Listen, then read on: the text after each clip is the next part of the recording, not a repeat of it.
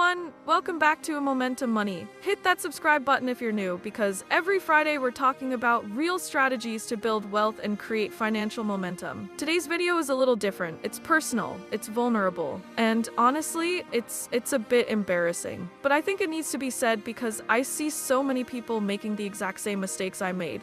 And I want to save you the pain and the money that these cost me. I'm going to share the 7 biggest financial mistakes I've made. And when I say biggest, I mean these mistakes cost me literal years of progress and tens of thousands of dollars. Maybe more. Some of them I'm still recovering from, but here's the thing. Every mistake taught me something invaluable. And if sharing my failures helps even one person avoid the same traps, it's worth the embarrassment. So let's do this. Here are the 7 money mistakes that kept me stuck in no particular order because they were all pretty bad. Mistake number 1. Lifestyle inflation hit me like a freight train, and I didn't even see it coming. When I got my first real job out of college making $45,000 a year, I felt rich. I was living with roommates, driving a beat-up car, eating cheap food. Life was simple. I was actually saving money without even trying. Then I got a promotion, $60,000 a year.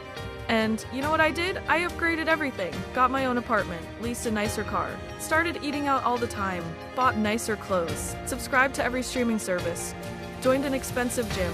I told myself I deserved it. I was making more money, so why shouldn't I enjoy it?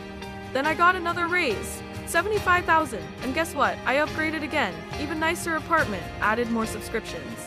Took expensive vacations. Started buying stuff I didn't even need just because I could. Here's the crazy part. When I was making $45,000, I was saving about $500 a month. When I was making $75,000, I was saving maybe $200 a month. Sometimes nothing. I was making almost double the income and had less savings. How does that even make sense? Because my lifestyle inflated perfectly in sync with my income. I was running on a treadmill making more money but never getting ahead. The lesson? When your income goes up, your expenses shouldn't automatically follow. That gap between what you make and what you spend is where wealth is built. I wasted years not understanding this. Don't make the same mistake.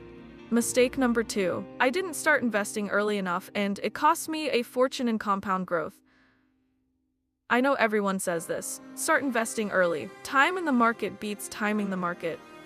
Compound interest is magic. I heard all of it, and I ignored all of it. In my early 20s, I thought investing was for old people or rich people. I thought I needed to save up a huge amount first before I could start. I thought I had plenty of time. I was wrong on all counts. I didn't start seriously investing until I was 28, and when I finally sat down and did the math on what I'd missed, I wanted to cry. If I had invested just $300 a month starting at 22 instead of 28, I would have had an extra $100,000 by the time I'm 60.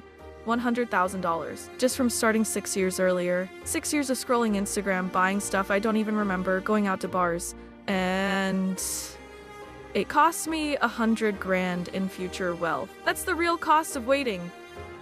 The lesson? Start now. I don't care if it's $50 a month. Start, because time is the most powerful ingredient in building wealth, and you can't get it back. Mistake number 3. I kept money in a savings account earning basically nothing while inflation ate away at it. I was so proud of myself for being a saver. I had $15,000 in my savings account. I thought I was being responsible. I thought that was the safe, smart thing to do. But you know what? That money sat there for 3 years earning maybe 0.5% interest while inflation was running at 2 to 3% annually. My purchasing power was going down every single year. I was being punished for being cautious. Meanwhile, if I had put even half of that into a simple index fund, it would have grown significantly. But I was scared of the stock market. I thought it was gambling. I thought I could lose everything. The irony is that by trying to play it safe, I guaranteed that I would lose money to inflation. The lesson?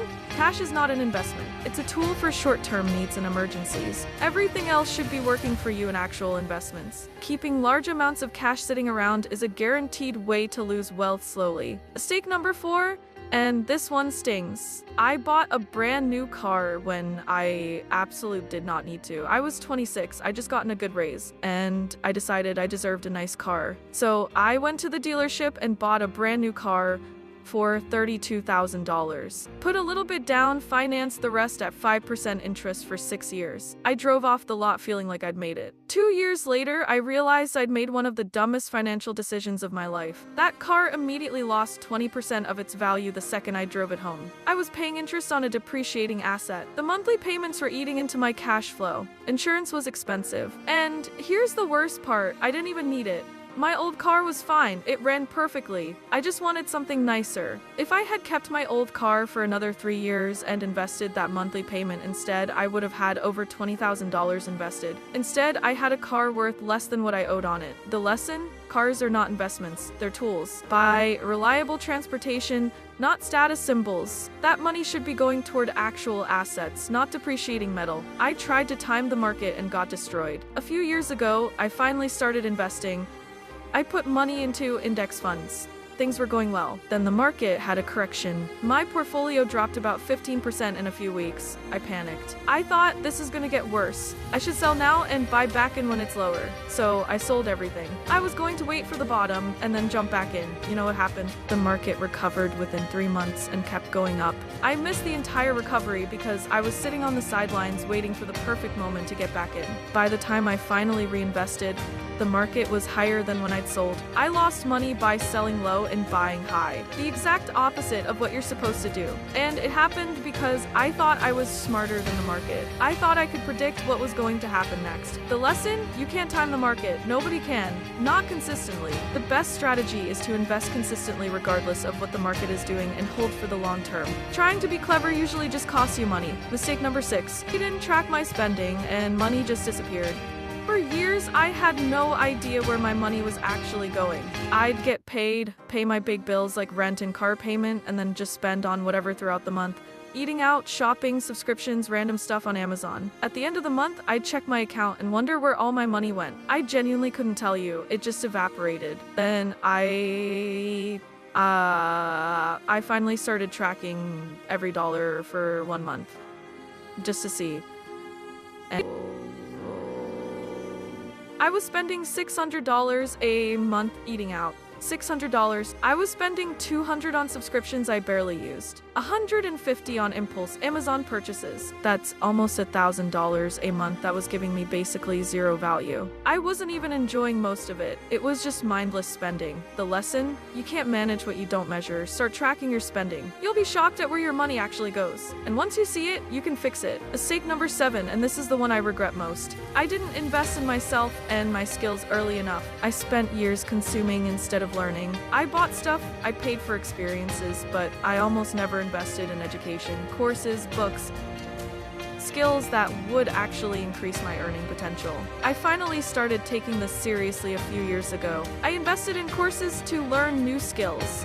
I hired a coach. I bought books and actually read them. And you know what happened? My income doubled within 18 months. All those years I was focused on saving $100 here and there when I should have been investing in myself to increase my income by thousands. The return on investment from learning valuable skills is massive, and I missed it for way too long. The lesson? The best investment you can make is in yourself. Your skills, your knowledge, your network, that's what increases your earning power. And higher income makes everything else easier. Look, I'm not sharing these mistakes to beat myself up or to make you feel bad if you've made similar ones. I'm sharing them because I wish someone had told me this stuff when I was younger.